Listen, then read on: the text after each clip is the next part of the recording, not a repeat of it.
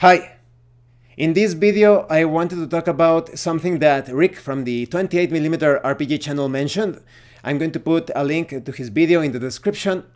He talked about a funny situation. It's another video. He was referencing this other video where they were mentioning how a player character that was eating a hot dog needed to make a roll, a skill check to see if he would eat the hot dog successfully, because maybe he rolled poorly and he gets food all over the shirt, or maybe he gets a 1 on his roll and he ends up dying eating the hot dog. So yes, it's quite ridiculous, but Rick mentions something that is quite true. It depends on what you want in your RPG session. And just to put things into perspective, Rick actually dislikes those mundane food situations. So in this video, I wanted to talk about how it is possible to have some mundane situations. I think that Rick was rather talking against a certain tendency from the more popular role-playing games. They want to push situations where the player characters do not fight.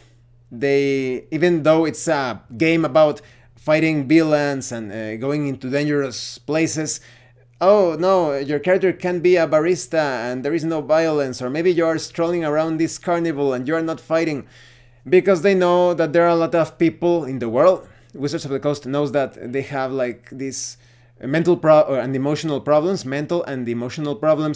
mostly related probably to a post-traumatic stress disorder, and so they kind of like lose control because they have not worked on that properly. They lose control of their emotions when they see a situation that reminds them of a certain thing in their life, something related to perhaps violence. So they want to play a game about violence without the violence. Yes, it's quite the contradiction. They are able to play however they like, but yes, it's still quite the absurd thing. So, in the case of food, yes, it all depends on the system and what you want for your session. If you are playing a game like Golden Sky Stories or Ryutama, maybe there are some funny moments, some funny potential in those roles or in those situations. For example, in Golden Sky Stories, for those of you that do not know what Golden Sky Stories is, this is basically a role-playing game where the players participate as magical beings that help people in mundane situations with their subtle magic. It's kind of like that small town living in harmony with the beings of the Fae in Western culture. So you are playing as these magical characters. You do not make rolls, it's a diceless system, but maybe you are helping this boy that has a crush on a girl, so they are having this play date, but suddenly the boy starts to choke on his food. So that's going to be quite awkward. He's going to end up looking a bit lame in front of his date. So now the player characters use their magic to perhaps create some sort of illusion or distraction, or do something that they can think of that's part of the challenge of Golden Sky Stories, so that the boy, doesn't end up looking absolutely ridiculous in front of the girl. So you can introduce things like that in those situations. But there's another thing that I have mentioned in a video that appropriately enough was a video response to a good video from Rick, where he gives tips and advice on how to handle a sandbox campaign or a sandbox adventure even. In that video, I mentioned how it could be a good idea to have some mundane situations as platforms for adventures. Maybe you want to have a restaurant, maybe you are an armorer or a blacksmith, perhaps an apothecary. You're going to be looking for ingredients and reagents for your trade. Maybe you want a very rare ingredient for your restaurant. Something, perhaps some sort of plant or fungi that only grows in a very dangerous place, perhaps the lair of a dragon. Or some valley, forbidden or accursed valley. If you go into that place, you can get killed or worse, perhaps. So that's a great excuse. And in the case of the blacksmith, maybe you want to search for some rare ore that only you can only find it in some caverns where there are many demons and drow and devils. It could be anything. It depends on the role-playing game.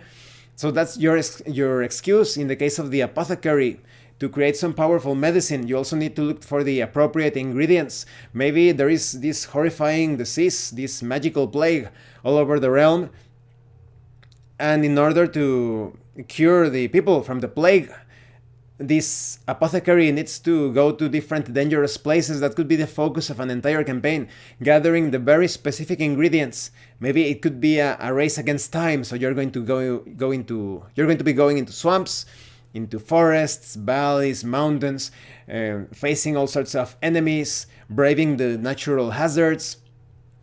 So that's a great idea to run a campaign.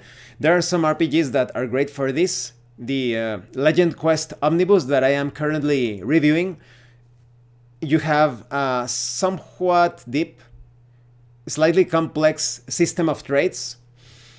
I think it's great. When it comes to leveling up your trait, it is very realistic with the different nuances and specializations. So you can be a cook that specializes in pasta or bread, a bread maker, or creating dishes with bread. There is a lot of potential when it comes to mundane or normal traits in that system. Pretty much any trait that you can imagine in a medieval setting, you can find it there. So I think mundane situations related to common stuff, they can serve as platforms for adventures and campaigns. But just going back to what Rick said, it depends on what you are looking for in most heroic role-playing games, because in those games you play as larger-than-life characters. In real life, we have some examples, such as, let's say, Wyatt Earp, Jesse James, William Wallace, Robert the Bruce. There are so many. El Cid Campeador. So there are many people in real life that are were just so capable in their fighting methods, in their actions. So it's ridiculous to think that they would end up choking on some bread or whatever, like in the hot dog example. You're not going to be making rolls for those characters because they have a certain mastery over their body and their actions. In fact, many of them, but of course they only died because someone killed them, usually from behind. Some of them died from a terrible disease. In the case of Jesse James and Wild Bill, they got killed from behind, they got shot from behind. That's the only way that anyone in that time could actually have a chance of killing them. They actually bragged about that. It was so dangerous to face those powerful individuals. Even if you attacked them from behind, there was no guarantee that you would survive the encounter. So you think those combat machines would end up dying because they choked on a piece of food? Of course not. So if you are playing a role-playing game in that style, you are not going to be making those rolls. But in a comedy RPG, or in a sort of like normal everyday people sort of role-playing game, you could make some rolls. You could make an exception if you want to introduce some comedy, or if you want to have some ridiculous deaths, then maybe you roll a 1 on the hot dog eating check, and now someone needs to perform the Heimlich maneuver to rescue you. That's another check. Maybe the character ends up dying because of that. So it all depends on what you are looking for, but I would still recommend that you do not discard the idea of using more mundane traits or situations to create adventures and campaigns. Thank you for watching this video. I would love to know your ideas on this, your thoughts on this topic. And if you have any comments or questions in general, please let me know. And thank you so much to those of you that are going the extra mile to support the channel. If anyone else wishes to further support the channel, the information on how to do that will be in the description below. Once again, thank you, and definitely check out Rick's video. The link will be in the description. See you later.